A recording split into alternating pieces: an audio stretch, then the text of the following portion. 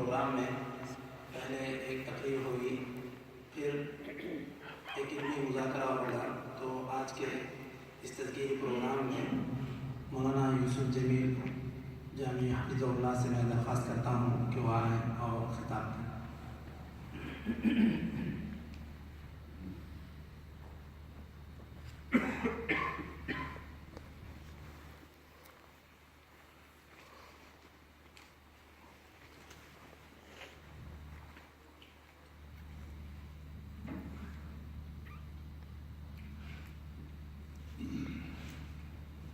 السلام علیکم ورحمۃ اللہ وبرکاتہ۔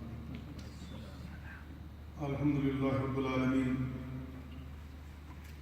والصلاة والسلام علی رسولہ الامین وعلی آلہ وصحبہ اجمعین ومن تبعہم بإحسان الی یوم الدین، اما بعد، فقال اللہ تبارک و تعالی: اعوذ باللہ من الشیطان الرجیم، بسم اللہ الرحمن الرحیم۔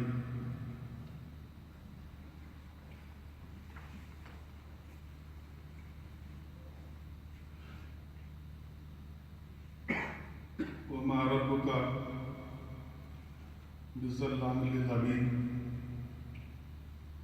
ساری تعریفوں کی مستحق اللہ رب العالمین کی ذات ہے، اور بے پایا و بے انتہا درد و سلام کائنات کے امام جناب محمد رسول اللہ صلی اللہ علیہ وسلم کی ذات گرامی پر۔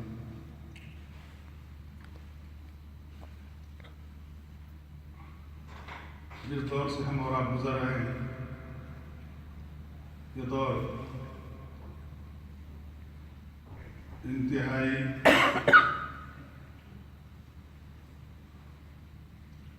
صفا اور انتہائی ظالم اور جابر دور، خاص طور پہ مسلمان ساری دنیا میں اسی ظلم اور بربریت کی وجہ سے اور اسی ڈومینیشن کی وجہ سے پریشان ہیں، اور عمدن ان کو ٹارگٹ کیا جا رہا ہے، ستایا جا رہا ہے، اور طرح طرح کے ظلم و ستم ان پہ ڈھائے جا رہے ہیں۔ ان کی زندگی کو مرکی جا رہی ہے، ان کا جینا مشکل کیا جا رہا ہے، ان پہ طرح طرح کی پابندیاں عائد کی جا رہی ہیں، ان کے مذہب سے کھلواڑ کیا جا رہا ہے، ان کے جذبات کو چھیڑا جا رہا ہے، اور ہر وہ ستم جو ان کے ہاں روا ہے وہ اس کا نشانہ مسلمان بنے ہوئے ہیں۔ اسلام جو دین رحمت ہے، اس نے ہمیں بلکہ ساری دنیا کے انسانوں کو رحمت کی تعلیم دی، اخوت کی، بھائی چارے کی، ہمدردی کی، غمگساری کی، انصاف کی اور عدل کی تعلیم دی، اور اللہ رب العالمین جو رحمان اور رحیم ہے، یہ اتنے مہربان ہیں کہ دنیا کے اندر اس طرح کے ظلم و ستم جو ہو رہے ہیں، وہ ان مظالم کو دیکھ کر کے سہ رہا ہے، اور وہ خود صابر ہے، صبار ہے۔ اللہ تعالیٰ کا غیظ اور غضب جوش میں آ جائے تو پھر کایا پلٹ سکتی ہے، اور اللہ تعالیٰ مہلت دیتا ہے۔ ان بطش ربک لشدید، اللہ کی پکڑ بڑی سخت ہوتی ہے، ڈھیل دیتا ہے اللہ تعالیٰ ظالم کو، اور ہر اس شخص کو جو اللہ کے بندوں پر زیادتی کرتا ہے اسے بڑی لمبی مدت تک ڈھیل دیتا ہے، اس کی سنت ہے، اور جب وہ پکڑنا چاہتا ہے تو کوئی اس کی پکڑ سے محفوظ نہیں رہ سکتا، کوئی دنیا کی طاقت اس کی پکڑ سے بچا نہیں سکتی۔ اور اللہ تعالیٰ ظالم نہیں ہے، جیسا کہ اس نے خود کہا کہ بندوں کے لیے اللہ تعالیٰ ظالم نہیں ہے، بڑے مہربان ہیں۔ ہم بار بار سنتے ہیں 70 ماؤں سے زیادہ محبت رکھنے والا، بلکہ اگر تقسیم کیا جائے، اس کی محبت کو دیکھا جائے تو ہر حصے کے اندر 70 ماؤں سے زیادہ اس کی محبت نظر آتی ہے۔ یہی وجہ ہے کہ آج ظالم دندناتے پھرتا ہے اور اسے کوئی پکڑنے والا نہیں ہے، پوچھنے والا نہیں ہے۔ طاقت ہے ضرور اسے پکڑے گی اور پوچھے گی، اور وہ اس کی پکڑ سے بچ نہیں پائے گا، اور وہ وقت آئے گا۔ دوسری بات، جو اللہ کے نبی صلی اللہ علیہ وسلم ہمارے آخری نبی بنا کر کے مبعوث کیے گئے، وہ بھی صاحب رحمت ہے۔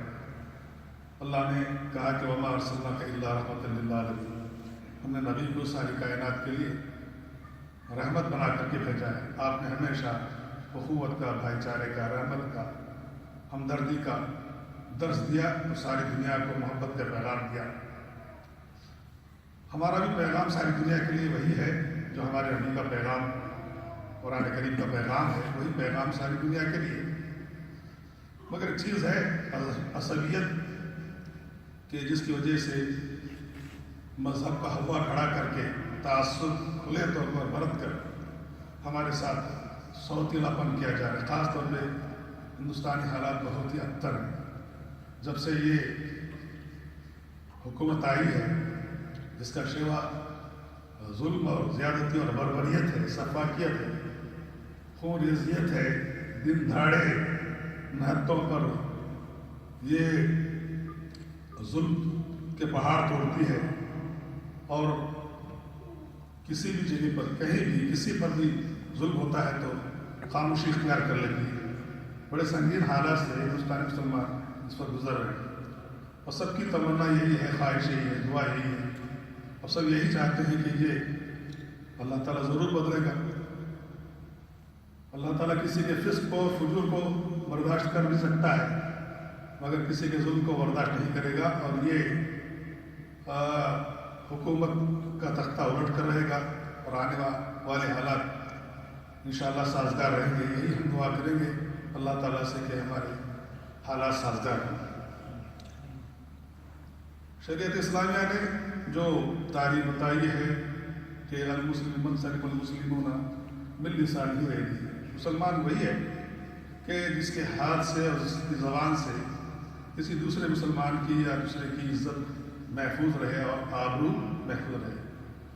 ساری دنیا کو سلامتی کا پیغام دینے والے دہشت گرد کیسے ہو سکتے ہیں؟ سب سے بڑا جو لیول ہمارے ساتھ چپکایا جاتا ہے دہشت گردی کا، اور دہشت گردی نام ہے ظلم کا۔ کیا مسلمان اس دنیا کا ظالم ہے؟ نہیں، اللہ کی قسم مسلمان ظالم ہو نہیں سکتا، کیونکہ اللہ نے اس کی تعلیم نہیں دی ہے، قرآن نے اس کی تعلیم نہیں دی ہے، نبی نے اس کی تعلیم نہیں دی ہے۔ وہ کیسے ظالم ہو سکتا ہے؟ وہ دہشت گرد کیسے ہو سکتا ہے جو ساری دنیا کے لوگوں کو امن کا پیغام دیتا ہے؟ خواہ مخواہ یہ لیبل چپکایا گیا، دہشت گردی کا لیبل ہمارے ساتھ چپکا دیا گیا۔ لفظ جہاد سے وحشت ہوتی ہے، لفظ جہاد کے مفہوم کو انہوں نے اتنا بدنام کر دیا ہے، اس قدر بدنام کر دیا ہے کہ اس لفظ کے استعمال پر بھی ان کی بدن میں جو ہے سرجریاں پیدا ہو جاتی ہیں۔ اتنا بدنام اس لفظ کو کیا گیا ہے۔ بہرحال ایک سوچی سمجھی سازش ہے عالمی پیمانے پر جو کی جا رہی ہے، مسلمانوں کو دہشت گرد قرار دیا جا رہا ہے اور ظالم قرار دیا جا رہا ہے۔ اب یہ مظلوم بنے، ساری دنیا کی چودراہٹ کا اختیار اپنے ہاتھ میں رکھنے والے اپنے آپ کو مظلوم ٹھہراتے ہیں، اور مسلمانوں کو جو نہایت ہیں کمزور ہیں، ان کو جو ہے ظالم قرار دیا جاتا ہے۔ یہ بڑا عجیب معاملہ چل رہا ہے، یہ عجیب ستم ظریفی ہے ہماری کہ ہمارے ساتھ یہ معاملہ ہو رہا ہے۔ بہرحال اللہ رحم کرے کہ مسلمان وہی ہے جس کی زبان سے، جس کے ہاتھ سے دوسروں کی عزت اور آبرو محفوظ رہے، وہ دوسروں کو سلامتی کا پیغام دینے والا جالب و ظالم ہو نہیں سکتا۔ ایک حدیث آتی ہے کہ جس میں اس پر تھوڑا سا کلام بھی ہے کہ من مشى مع ظالم لیقویہ، کہ کوئی شخص ایسا آدمی جو کوئی ظالم ہے اور ظالم کا کوئی ساتھ دے رہا ہے، ایک ظالم ہے، اس کا ساتھ دیا جا رہا ہے اور وہ اس کے ساتھ چل رہا ہے، اس کا ہم خیال ہے، ہم فکر ہے، اور اس کی تائید کرتا ہے اور وہ اس کے ساتھ چلتا ہے۔ دوسرے حدیث میں آیا یوعی نہ ہو تاکہ اس کی مدد کرے، ایک حدیث میں آیا یخویہ ہو تاکہ اس کو تخفیف پہنچائے، اس لیے اس کے ساتھ چلتا ہے، یا اس کی مدد کے لیے وہ آمدہ ہے تو وہ جانتا ہے، وہ یعلم انہ ظالم، اور وہ جانتا بھی ہے کہ وہ ظالم ہے، جانتے ہوئے بھی وہ اس کا ساتھ دے رہا ہے۔ تو حدیث کے الفاظ ہیں کہ فقط خرج من الاسلام، وہ اسلام سے نکل جاتا ہے۔ اتنی بیزاری کا اظہار کیا گیا، اتنی بڑی بات کی گئی کہ ظالم کا ساتھ دینا گویا کہ خود کو اسلام کے دائرے سے باہر کرنا ہے۔ اتنی بڑی وعید یہاں سنائی گئی اس حدیث کے اندر۔ اب اگر ہم دیکھتے ہیں ظلم کے انواع کیا ہیں، اقسام کیا ہیں، تو علماء نے اس کی 3 قسمیں بتائی ہیں۔ ایک ظلم وہ ہے کہ ظلم الانسانی ربی، ایک ظلم وہ ہے کہ انسان جو اپنے رب کے ساتھ کرتا ہے۔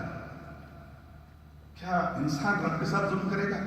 ہاں، اس کے ساتھ ظلم یہی ہے کہ اس کے علاوہ کسی اور کو معبود تسلیم کیا جائے، یا اس کے مقام پر کسی اور کو شریک کر لیا جائے، یہ تو ظلم ہے۔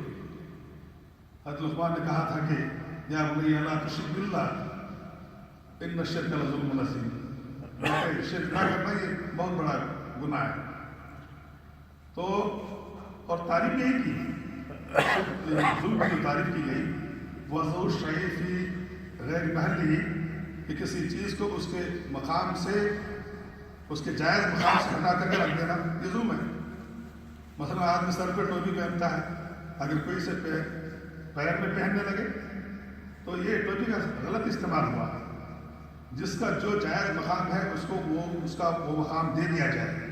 اللہ کا جو مقام ہے، وہ رب ہے، الہ ہے، معبود ہے، اس کو اس کے مقام پر رکھا جائے، اسی حیثیت سے اسے تسلیم کیا جائے، رب کو رب کی حیثیت سے تسلیم کیا جائے، اس کے ساتھ کسی اور کو شریک نہ کیا جائے، یہ اس کے ساتھ انصاف ہے۔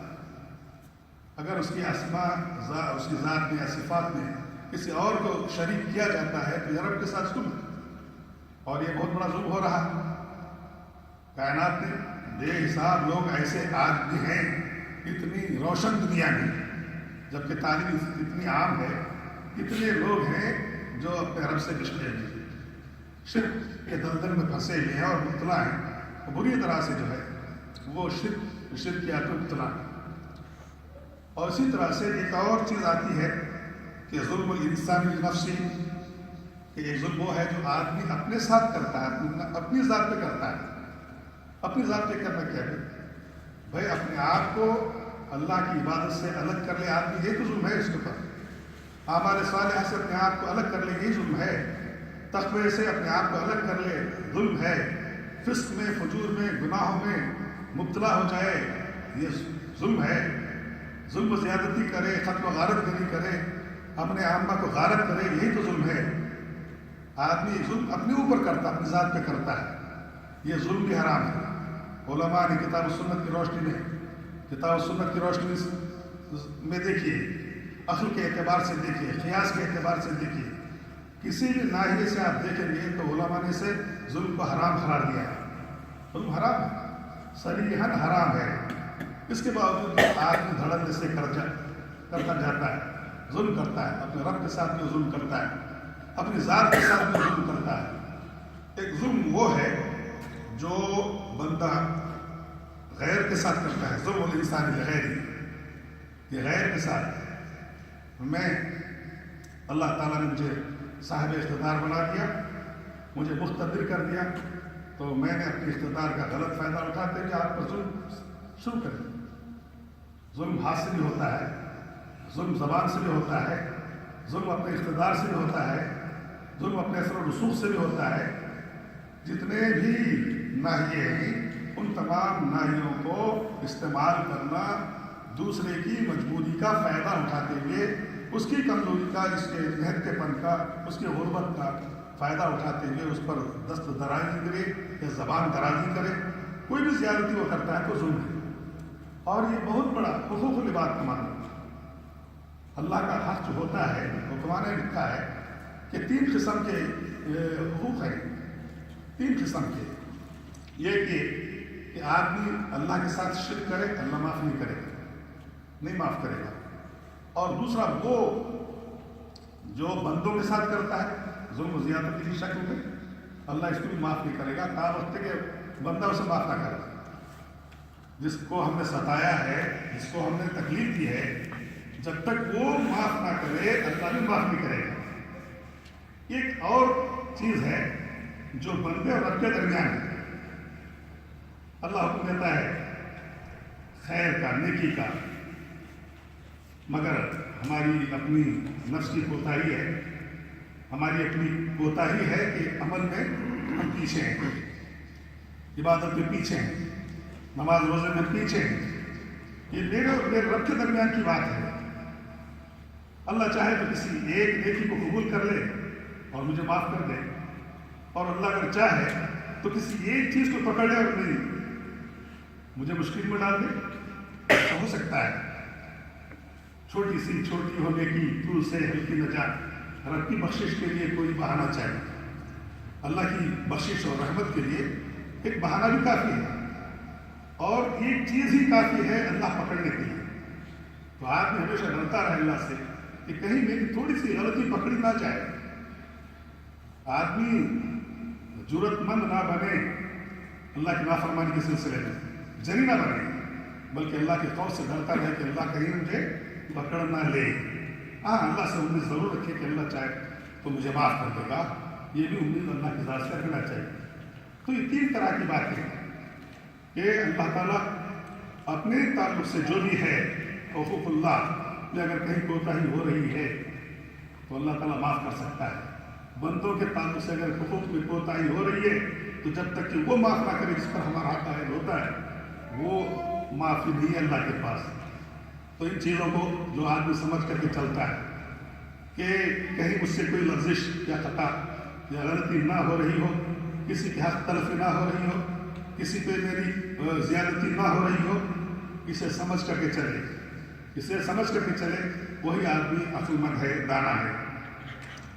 اللہ رب العالمین نے کئی مواقع مہلتیں دی ہیں ظالم کو پنپنے کے لیے یا سنبھالنے کے لیے، یہ توبہ کرنے کے لیے۔ وَكَذَلِكَ أَخْذُ رَبِّكَ وَإِذَا أَخَذَ الْقُرَىٰ وَهِيَ ظَالِمَةٌ إِنَّ أَخْذَهُ أَلِيمٌ شَدِيدٌ۔ پکڑتا ہے تو اللہ تعالیٰ پکڑ لیتا ہے بستی والوں کو۔ کتنی بستیاں تباہ و برباد کر دی گئی، کتنی قومیں تباہ و برباد کر دی گئی، کتنی شوکت تھی، کتنی شان تھی ان کی، کتنے طاقتور تھے، یہ سب کو اللہ تعالیٰ نے ملیامٹ کر دیا، زمین بوس ان کی بستیوں کو تکوالا کر دیا۔ وہ ظالم تھی۔ ایک ہی قصور تھا ان کا، وہ قصور کیا تھا کہ ظالم تھے، یہ ظالم تھے۔ اللہ تعالیٰ نے ان کے ظلم کا، ظالم کس معنی میں کہ وہ شرک بھی کرتے تھے، اللہ کے بندوں پر ظلم بھی کرتے تھے، اللہ تعالیٰ نے ان کی بستیوں کو ملیامٹ کر دیا، میڑ دیا، سفید سے حرف غلط کی طرح مٹا دیا۔ کوئی بھی آدمی اگر وہ ظلم کرتا ہے ظلم، تو اس کے لیے توبہ کا دروازہ کھلا ہے، توبہ کا دروازہ کھلا ہے۔ اللہ تعالیٰ اس کے لیے سب سے عظیم عطیہ اللہ تعالیٰ کا یہ ہے ہم لوگوں کے بندوں کے لیے کہ اللہ نے توبہ نام کی چیز بھی رکھی ہے۔ توبہ نام کی ایک ایسی چیز رکھی ہے اللہ تعالیٰ، اگر وہ نہ ہو تو پھر ہمارا حشر کیا ہوتا، کوئی نہیں بچ پاتا۔ ایک ہی چیز ہے جو توبہ کہلاتی ہے، اس کے ذریعے سے اللہ کی جناب میں اس کی بارگاہ میں توبہ کر سکتے ہیں اور اپنے گناہوں کو مٹا سکتے ہیں۔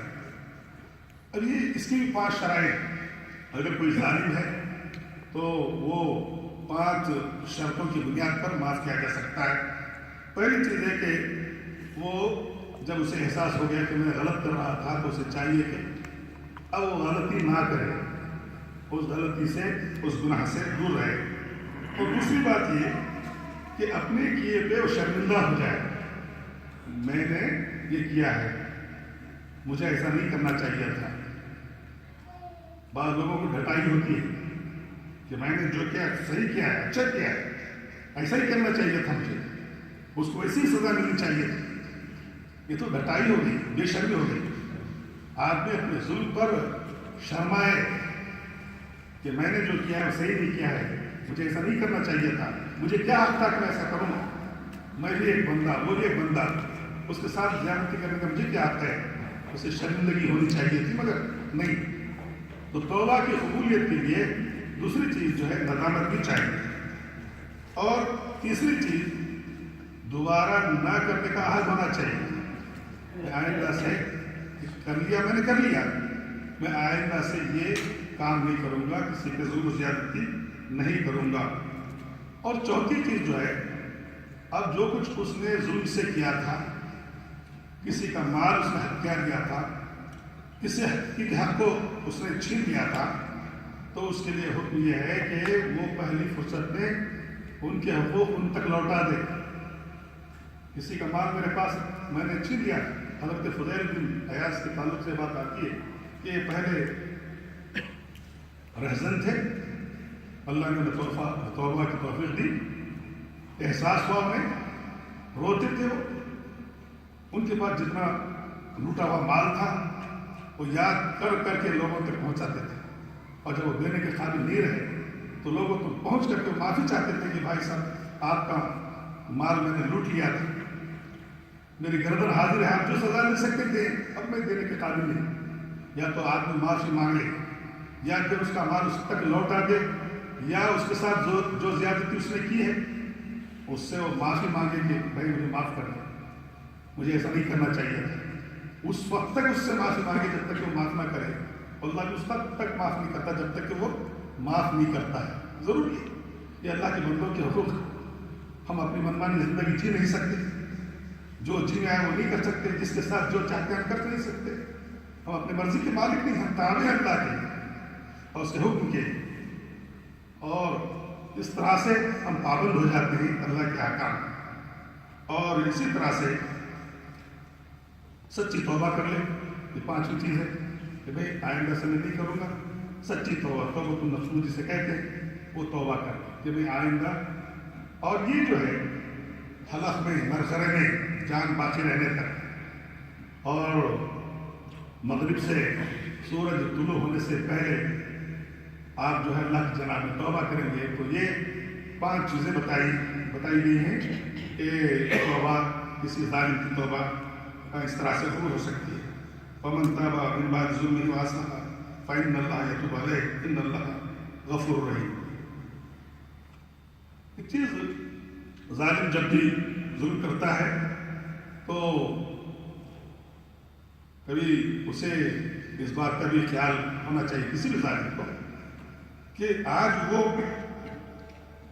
ظلم ڈھا رہا ہے, کل کو یہ بھی ظلم کا نشانہ بن سکتا ہے, اس پر بھی ظلم ڈھایا جا سکتا ہے.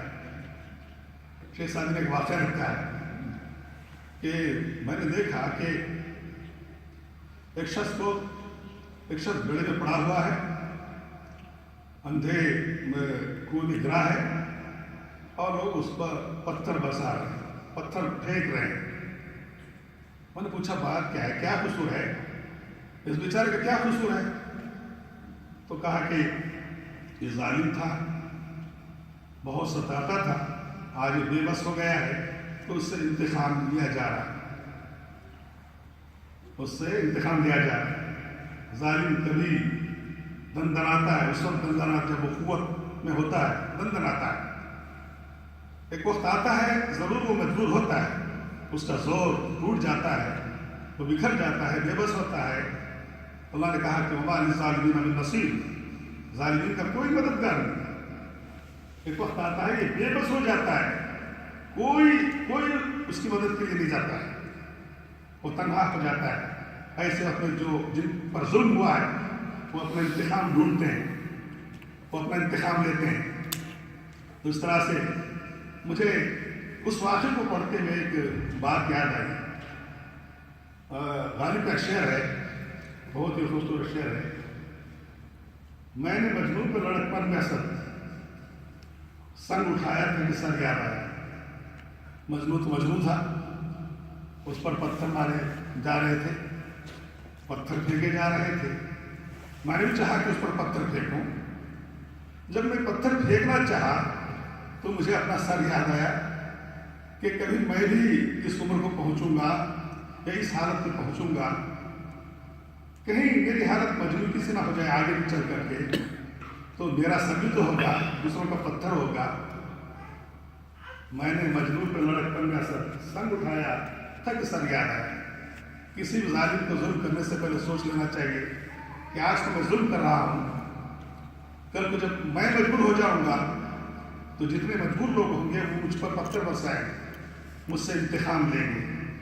اس لیے وہ اپنے آپ کو بچائے رکھے ظلم سے، زیادتی سے.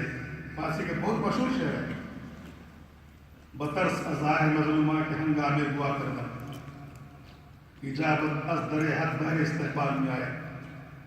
مظلوموں کی آہوں سے ڈرو، آہ بڑی خطرناک ہوتی ہے، آہ بڑی خطرناک ہوتی ہے. میں قوت بازو سے تو ڈرتا نہیں، لیکن میں قوت بازو سے تو ڈرتا نہیں، لیکن ڈرتا ہوں فقط آہ کے زہریلے اثر سے. مجھے کسی کے دست و بازو کی قوت کا کوئی خوف نہیں ہے. جس کے دل سے آہ نکل گئی بس وہ گیا وہ کام سے. جس کے لیے آہ نکل گئی اسی کے لیے تو نکلتی ہے آہ. آ جاتی ہے فلک پر رحم والے کے، بادلو ہٹ جاؤ دے دو راہ جانے کے لیے. آ جاتی ہے نا فلک پہ. لوگوں کی آہیں بد دعائیں. اب وہاں کسی مذہب کو نہیں دیکھا جائے گا. مظلوم مظلومی ہوتا ہے، چاہے وہ کسی بھی مسلک سے مذہب سے تعلق رکھتا کیوں نہ ہو. اس طرح کا ظلم ہوا ہے اور وہ مظلوم ہے تو بہرحال اس کے دل کی جو آگ نکلتی ہے بد دعا وہ اثر کرتی ہے، پر نہیں طاقت پرواز مگر رکھتی ہے. آج جو دل سے نکلتی ہے اثر رکھتی ہے. بہت مشہور شعر، بتر سزا ہے مظلومہ، مظلوموں کی آہوں سے ڈرو کہ ہنگامے دعا کردن. جس وقت وہ دعا کرتا ہے اجابت از در حد بہر استقبال میں آئے. اللہ تعالیٰ کے دربار سے قبولیت اس کے لیے استقبال کرتے ہوئے نازل ہوتی ہے. استقبال کرتے ہوئے نازل ہوتی ہے. یوں نکلی یوں قبول ہو گئی، یوں نکلی یوں قبول ہو گئی. اس لیے کسی پہ ظلم و زیادتی یہ روا نہیں ہے، جائز نہیں ہے. اور یہ بھی اللہ کے نبی نے فرمایا کہ ایسے ہمارے بہت سارے لوگ ہیں جن کو ہم کسی بھی طرح سے روک بھی سکتے ہیں تو روکنے کی کوشش کریں. ان میں سے جیسا کہ اللہ کے نبی نے فرمایا انصر اخاک ظالما او مظلوما، کہ تم ظالم یا مظلوم کی مدد کرو. صحابہ نے سوال کیا کہ مظلوم کی تو بہرحال مدد سمجھ میں آتی ہے، ظالم کی کیسے مدد کرے؟ کہا کہ اس کا ہاتھ پکڑ.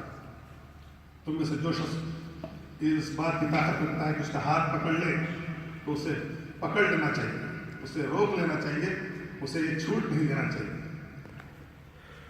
جنات الراشدہ ہم پڑھتے تھے، رشیدہ، اس میں ایک واقعہ تھا کہ ایک چھوٹا سا بچہ سردی میں ٹھٹرے ہوئے سانپ کو اٹھایا، سردی سے اکڑا پڑا تھا، وہ لے جا کر کے اس نے اسے گھر میں پہنچائی. جب وہ بیدار ہوا تو سب سے پہلے اسی بچے کو اس نے ڈس کیا. یہ فطرت ہوتی ہے، بچوں کی فطرت ہے ڈنک مارنا، اور سانپ کی فطرت ہوتی ہے وہ پہچان کر اپنا کون ہے پرایا کون ہے.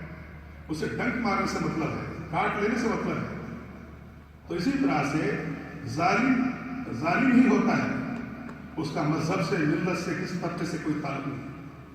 ہر طبقے کے اندر، ہر ملت کے اندر، ہر قوم کے اندر ایسے ظالم ہیں جن کی وجہ سے معاشرہ بے چین ہے، بہت ہی زیادہ پریشان ہے. تو ایسے لوگوں کو اگر ہم پکڑ سکتے ہیں کسی بھی طرح سے، سیاسی اعتبار سے یا پھر جو ہے اس کی رپورٹنگ کرتے ہوئے یا پھر اپنی طاقت اور قوت سے، بہرحال اسے روکنے کی کوشش کرے، ورنہ یہ دوسروں کو ڈس لے گا. اس لیے اسے مارنے کا حکم کیوں دیا گیا؟ سانپ کو مارنے کا ابھی نماز کی حالت میں دیکھ رہا آپ ہوتے ہیں تو مارنے کا حکم دیا گیا. کیوں؟ ہو سکتا ہے کہ آپ کو نہ کاٹا دوسروں کو کاٹ دے، کسی تیسرے کو کاٹ دے، اس کی زندگی مشکل ہو جائے گی. اس لیے سانپ کو، بچوں کو مارنے، ہر وہ جو تکلیف دیتا ہے چاہے وہ انسان ہو یا جانور ہو، اسے مارنے کا حکم ہے. اسے مارنا چاہیے، اس کی سزا ملنی چاہیے. جب تک نہیں ملے گی وہ ظلم کرتا رہے گا، دوسروں پر ظلم کے پہاڑ توڑتا رہے گا. تو بہرحال اس طرح کی بہت ساری باتیں ہیں. میرا ٹائم ہو گیا ہے، اس لیے یہ مضمون بہت ہی طویل ہے. آپ علماء کا طبقہ ہے، آپ کے سامنے میں یہ تذکیر کرتے کر رہا ہوں. تو سب سے پہلے کیا عوام کی اگر بات ہوتی، لوگوں کی بات ہوتی، عام طبقہ ہوتا تو اچھا ہوتا. مگر مشکل یہ ہے کہ یہاں اس کا عام طبقے کا یہاں یہ نہیں ہے انتظام، یا پھر وہ ان کی شرکت نہیں ہے. اگر یہ چیزیں وہ سنتے، ان میں سے سنتے تو بہت سارے لوگوں کی اصلاح ہو جاتی. کچھ ان کو بات سمجھ میں آتی، ان کو موقع نہیں ہے. یہاں عجیب سا ماحول ہے. میں اس بات کی شدت کے ساتھ محسوس کرتا ہوں کہ وہ اردو داں طبقہ، لیبر طبقہ جو صرف روزگار کے لیے یہاں آیا، اس کے لیے موقع بہت کم ہیں سننے سنانے کے. ایسا طبقہ اگر کسی مقام پہ ہمارے پاس ہو، میں نے کویت میں دیکھا تھا کہ سن 18 آگست، میں اس سے پہلے ذکر کر چکا ہوں کہ میں نے ابھی پچھلے دنوں اپنے ساتھی سے بات کی کویت میں، تو انہوں نے کہا کہ 17 یا 18 مقامات پر لیبر طبقے کے یا ہندوستان اور پاکستان اور بنگلہ دیش سے تعلق رکھنے والے احباب جو اردو داں طبقہ ہے، اردو سمجھ سکتا ہے، ایسے طبقے کے لیے جمعہ کے خطبات ہیں، ان کے لیے دروس ہیں، ان کے لیے کتابات ہیں. میں خود حائل گیا تھا، پھر سماحیہ ایک مقام، وہاں جو ہے بہت بڑی مسجد ہے، اس سے بڑی مسجد، ایک دم عید کا منظر نظر آتا ہے. وہاں اردو میں خطبہ، جہاں میرا حضرت ربانی صاحب خطبہ دیتے ہیں، حافظ اسماعیل صاحب خطبہ دیتے ہیں، مولانا فاروق صاحب مدنی خطبہ دیتے ہیں. دیکھ کر کے خوشی، پورا اردو داں طبقہ اردو میں خطبہ. تو اس طرح سے ایک یہاں ایسا کوئی موقع ہو جہاں ہم لیبر طبقے کو یا اردو داں طبقے کو سمجھا سکتے ہوں، کچھ ان کے عقائد کو درست کر سکتے ہوں، یا ان کے اخلاق کی تربیت کر سکتے ہوں، تو یہ بہت اچھا موقع رہے گا. میں اللہ سے دعا کرتا ہوں کہ اللہ تعالیٰ ہمارے لیے مواقع فراہم کرے. یہاں کی کچھ مجبوریاں ہیں، کسی بھی نہیں سمجھ سکتا ہوں. اللہ سے دعا کرتے ہیں کہ اللہ تعالیٰ ہم سب کی تمناؤں کو، یہ جو تمنائیں، اللہ ان تمناؤں کو پوری کرے، اور ہماری جو مشکلات ہیں اللہ تعالیٰ مشکلات آسان فرمائے. اور ہم پر جو اس وقت ساری ملت اسلامیہ پر جو ظلم و زیادتی ہو رہی ہے، اللہ اس کا خاتمہ فرمائے، اور ان کے منصوبوں کو اللہ تعالیٰ زیر زمین تمام خاک ملا دے. وآخر دعوانا الحمد للہ رب العالمین. السلام علیکم ورحمۃ اللہ وبرکاتہ.